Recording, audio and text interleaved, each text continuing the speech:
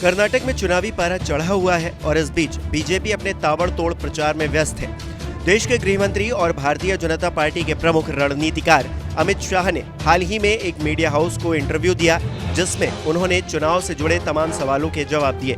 जीत और हार पर बात करते हुए अमित शाह ने कहा, कर्नाटक के 70% जिलों में मैं खुद गया हूं और हर जगह भारतीय जनता पार्टी के लिए उत्साह का माहौल देखा है। हमारे कार्यकर्ताओं का जोश जबरदस्त है और इस बार यकीनन हम जादुई आंकड़े से कम 15 सीटें ज्यादा पाने जा रहे हैं। कर्नाटक को दक्षिण में भारतीय जनता पार्टी के बड़े गढ़ के रूप में स्थापित करने का काम हो रहा है। इसके लिए कार्यकर्ता जुनून के साथ जुटे हुए हैं। तय है, कर्नाटक के परिणाम चौंकाने वाले होंगे। चुनाव दर चुनाव सरकार बदलने के सवाल पर अमित शाह ने कहा, मैं ऐसे किसी सिद्धांत में यकीन नहीं करता। वहां कांग्रेस की सरकार 4 बार रिपीट हुई और जनता दल की 3 बार। हर चुनाव परिणाम अपने अलग डायमेंशन के साथ सामने आता है। पार्टियां आती जाती रहती हैं।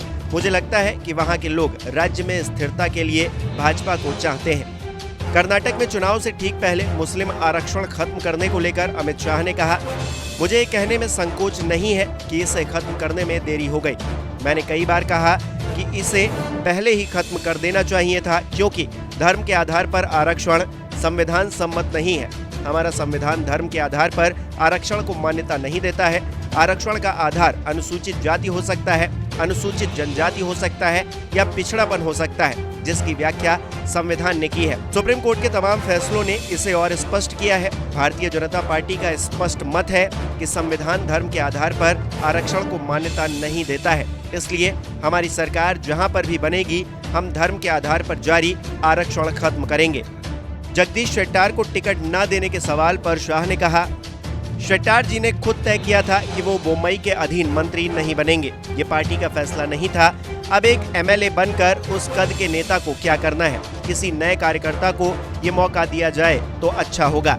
इसी तरह लक्ष्मण सावदी जी 2028 तक के लिए एमएलसी हैं। ऐसे में विधानसभा सदस्य बनकर क्या करते? अगर विधानसभा चुनाव लड़ना था तो एमएलसी का टिकट क्यों लिया? ये हमारे सैद्धांतिक फैसले हैं। ये बात सही है कि हम उन्हें समझा नहीं पाए, लेकिन दोनों अपने अपने इलाकों में बुरी तरह हारेंगे। वहीं कर्नाटक में जेडीएस की भूमिका पर बोलते हुए अमित शाह ने कहा, जेडीएस कहीं पिक्चर में नहीं है। पिछले चुनाव में वो सबसे छोटी पार्टी थी और कांग्रेस के समर्थन से कुमारस्वामी मुख्यमंत्री बने थे। अब जनता जान चुकी है कि कांग्रेस को वोट नहीं देना है तो जेडीएस को भी वोट देना बेकार है। ऐसे सारे वोट आखिरकार बीजेपी के साथ ही आने जा रहे हैं। इसके अलावा कांग्रेस की तरफ से बजरंग दल पर बैन लगाने के सवाल पर अमित शाह ने कहा, भला बजरंग दल की तुलना पीएफआई से कैसे की जा सकती है? बजरंग दल को कोई भी राष्ट्र विरोधी या आतंकवादी संगठन नहीं कह सकता। कांग्रेस हमेशा तुष्टीकरण के फेर में रहती है। यही वजह थी कि उन्होंने भगवान श्री राम को ताले में बंद रखा।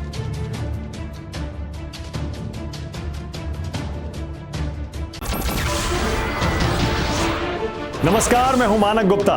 अगर आपको हमारा ये वीडियो पसंद आया हो तो इसे लाइक और शेयर जरूर करें और हाँ, हमें सब्सक्राइब और फॉलो करना ना भूलें, ताकि आप देश और दुनिया की कोई खबर मिस ना करें।